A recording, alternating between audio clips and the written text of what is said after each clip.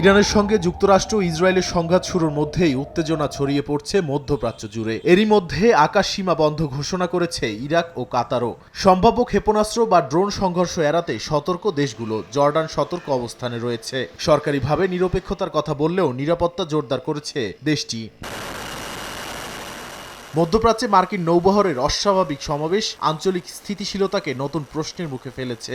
উপসাগরীয় মিত্ররা প্রকাশ্যে নিরপেক্ষ সুরে কথা বললেও নিরাপত্তা সহযোগিতা অব্যাহত রেখেছে, যা ইরানের কাছে পরোক্ষ সহায়তা হিসেবে বিবেচিত হতে পারে। বিশ্লেষকরা বলছেন, সেক্ষেত্রে যুক্তরাষ্ট্র বসে থাকবে না। এছাড়া লেবাননের হিজবুল্লাহ এবং ইয়েমেনের হাউথি বিদ্রোহীরা ইরানের সমর্থনে যে কোনো সময় সক্রিয় হামলা শুরু করতে প্রস্তুত বলে শঙ্কা নিরাপত্তা বিশ্লেষকদের। এখন পর্যন্ত প্রক্সি নেটওয়ার্কের বড় আকারের সমন্বিত হামলার খবর না মিললেও সীমান্তে উত্তেজনা বাড়ছে। ইরানের সমর্থনে তাদের হামলা সংঘাতকে বহুমাত্রিক করে তুলবে বলে মনে করেন বিশ্লেষকরা। এবারের সংঘাত দীর্ঘায়িত হলে ইরাক সিরিয়া করিডর, লেবানন সীমান্ত এবং লোহিত সাগর হয়ে ইসরায়েলমুখী বাণিজ্য পথ ঝুঁকির মুখে পড়তে পারে।